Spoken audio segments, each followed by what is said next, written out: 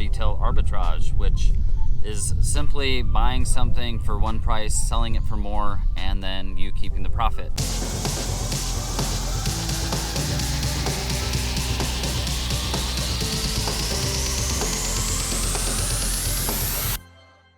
Alright guys, so today again we're going to be talking about retail arbitrage, what is retail arbitrage? So that is one way that you can sell on Amazon. So Liz and I personally, we have a wholesale account, we have a private label account, and then we also do retail arbitrage, which is simply buying something for one price, selling it for more, and then you keeping the profit.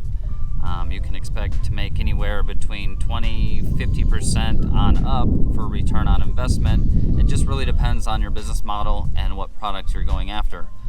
For example, books is how we kind of got started and got our feet wet on Amazon, because the barrier of entry is really low. You can find books. We were finding books for $5 for $1 at one point in Goodwill at West Texas, and some of those were selling for $40, $50, even $70 and $80 for textbooks. So as you can imagine, the return on investment is very high with something like that. But another common model is buying something at Walmart that's on clearance.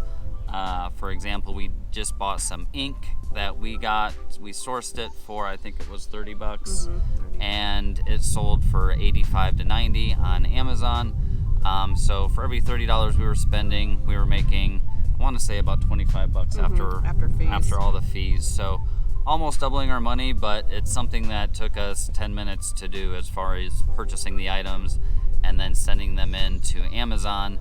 And I think there was 11 of them, so a couple $100 in just a few minutes. So that's the potential with retail arbitrage. And so let's explain what you'll need to get started. Before you even go somewhere to look for an item, you're going to want to make sure that you are qualified to sell on Amazon. That requires opening up an Amazon seller account. If you shop on Amazon, you are considered a customer. You can actually use that email to then upgrade to an individual or professional seller account. If you're curious between the two or want to know how that process works, we actually just did a video a couple weeks ago on opening up a seller account. I'll go ahead and link it in the description below if you'd like to watch that. After you have your seller account open, you can download the Seller Central app. That's definitely something that you need to do for when you're in the store and if you're curious if an item is good to resell on Amazon. All right, now that you're ready to go out and find products, you need to know where to go to find those products. You can go to just retail stores such as Walmart, DD's Discount, Marshall's, Ross, TJ Maxx, Big Lots, Home Depot. There's thrift stores. You can go to Goodwill, Salvation Army. Also, estate sales and garage sales are really good because people want to purge and get rid of things. And sometimes you can find things new in package or find valuable things that you can sell used on Amazon. So it's really important to start going to places and look for those items. Yeah, we really encourage starting with books only because your account is usually not going to be restricted on many books.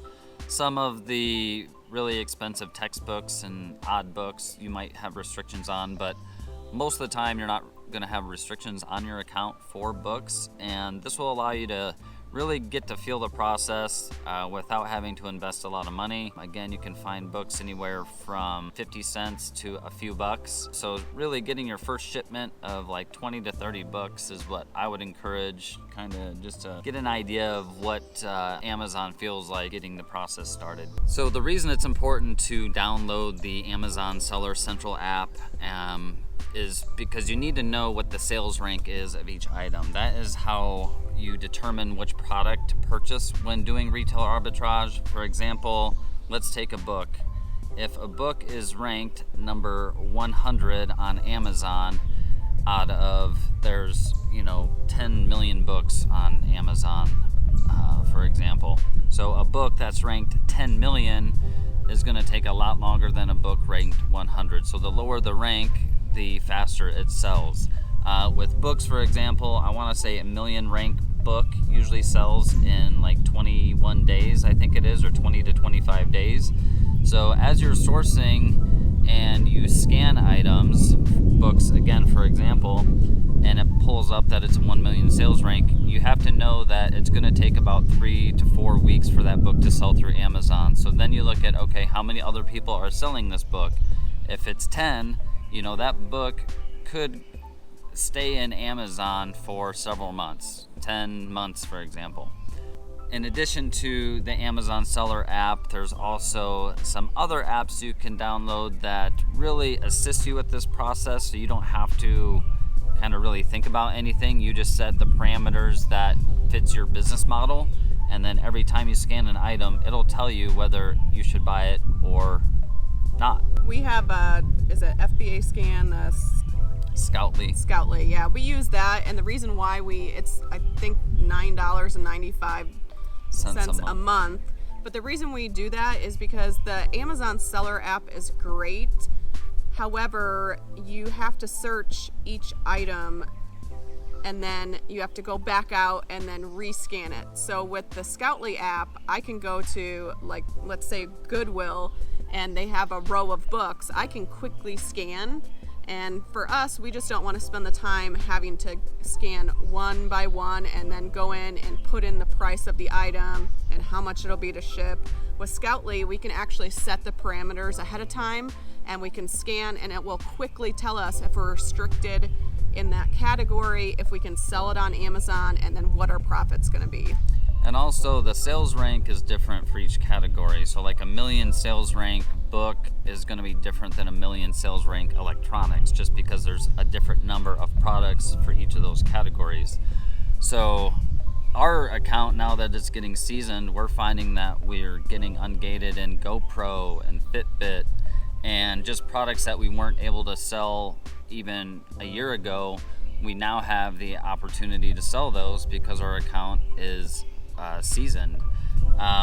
So again, it just allows us to quickly scan an item, and it gives us the green or the red light. We call it flip it or dip it. So it makes the decision-making process really quick. And as you're doing retail arbitrage, one of the biggest challenges of it is finding product. You physically have to go out and source these items.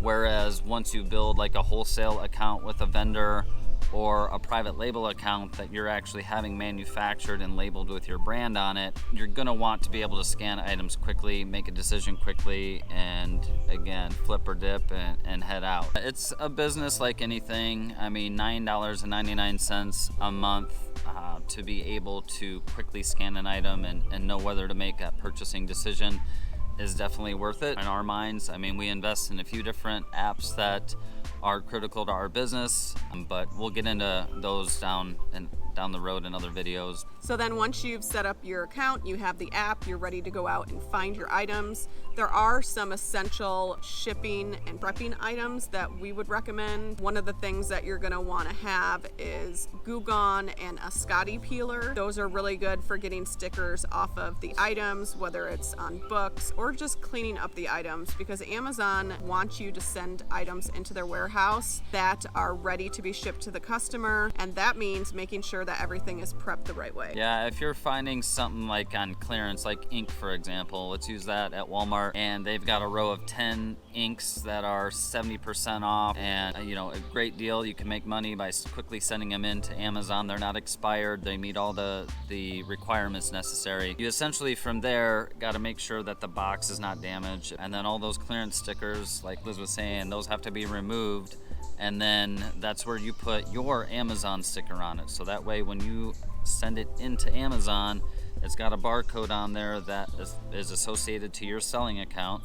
So when it gets to Amazon, they scan it, it goes on the shelf, that's your product, and then when it sells to the customer, it gets scanned again, and you get credit for that sale, and get to keep the profit margin between their fees, your cost of goods sold, if you do any advertising for private label, for example. Then there's, if you want to sell clothing or maybe plush items, make sure you have poly bags that you can put those items in. That will then protect them from getting dirty or any wear from sitting in the Amazon warehouse. And you'll also need to make sure that you do have those labels, like Casey mentioned. When you do send it into Amazon, you have to print your specific label for that product. So we definitely recommend a Dymo thermal printer. You can use just a printer at home, but if you're gonna be doing this a lot, it saves money in the long run to just pay for the Dymo. It's a thermal printer, no ink, and then you can just rebuy the generic labels and save a lot of money that way. We use the thermal printer a lot. I mean, you're making labels to put on items, but you're also printing labels for boxes, whether it be our eBay business or our Amazon business. The thermal printer is an essential tool. You're also gonna need some basic shipping tools, bubble wrap, tape, a tape dispenser, Box cutter. a box cutter. Boxes.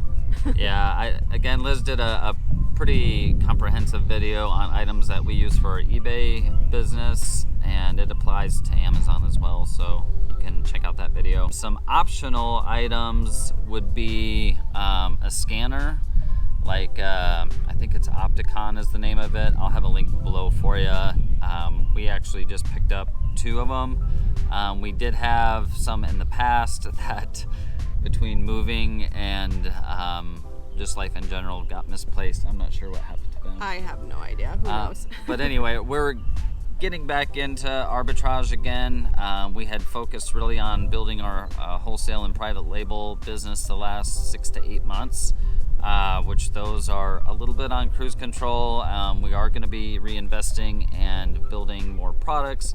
But in the meantime, with us traveling, it only makes sense to do arbitrage as well.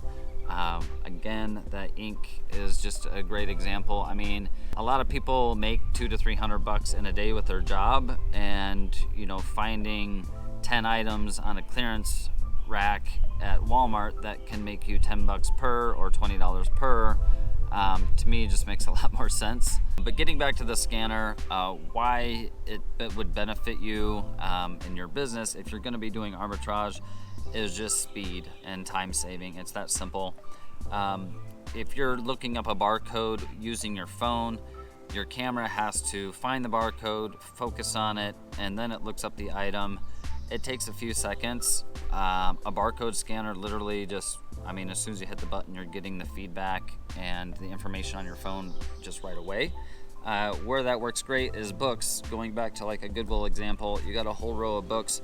You can literally just push everything forward and just scan away, and it'll tell you, red, red, red, red, green. That's one you want to buy. Why? Because it's fitting your business model. Maybe you only want books that are under 1 million sales rank, so you know that they're going to sell within a month typically.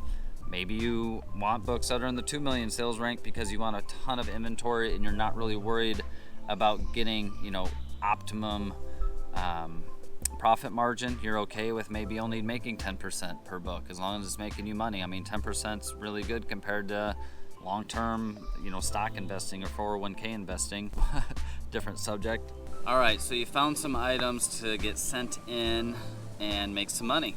So one of the coolest things about Amazon FBA and why Amazon is so powerful and taking down all these big box stores is for a third-party reseller like ourselves, is you don't have to take photos and create the listing like you do on eBay. So on eBay, when you bring an item home, you have to take 8 to 10 photos, create a brand new listing. Even if there's 100 other people selling that same thing, there's 100 different listings. It's something that I'm sure eBay is going to fix to compete with Amazon. But with Amazon, you get the product home, you scan it.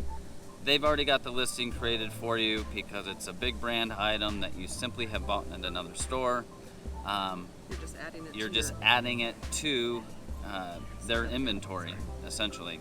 And so with that, all you have to do is scan the item in, print out a label, put it on the package, and put it in a box to ship to them, and it gets added to your inventory. So that is considered FBA, which is fulfillment by Amazon. There is also fulfillment by merchant, or FBM, and that's where you are basically fulfilling the product instead of letting Amazon do that for you. So if you sell an item for $15, you are going to be responsible for paying for the shipping to have it sent to the customer. The option with FBA is essentially prepping the item, sending it into Amazon, and letting them handle all the logistics of shipping it. If there are any returns, they handle customer service. It makes sense for us because we full-time RV. We don't have the space to keep a ton of inventory on hand. So for us, if we can ship 50 items in one box to Amazon or 2 boxes to Amazon versus 50 separate shipments, well, that's what we do, and that's why it works for us. So there you have it. You've set up a Seller Central account, you source the item, you prepped it to get ready to get shipped into Amazon so the end user has a great experience. You've printed out all the labels to get your item shipped into Amazon. And now it's just sending it into Amazon and waiting for your turn for the item to get sold. That is called the buy box, which is rotated between sellers in the event of retail arbitrage or wholesalers. If there's 7 people or 7 users that are selling any given item, it rotates. So every 7th sale is yours basically. And the 6 other sellers that have their products into Amazon are sharing that sale with you. That is retail arbitrage and how you get your items sent in and start making money with your Amazon seller account.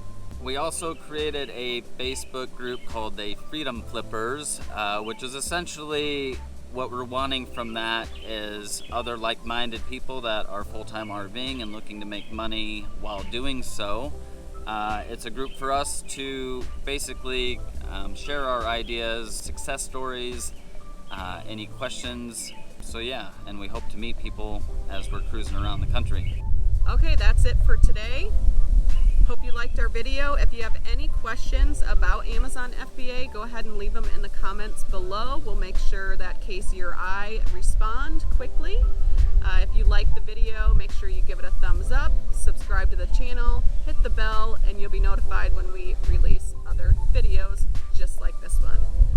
That's it for today. Catch you on the flip.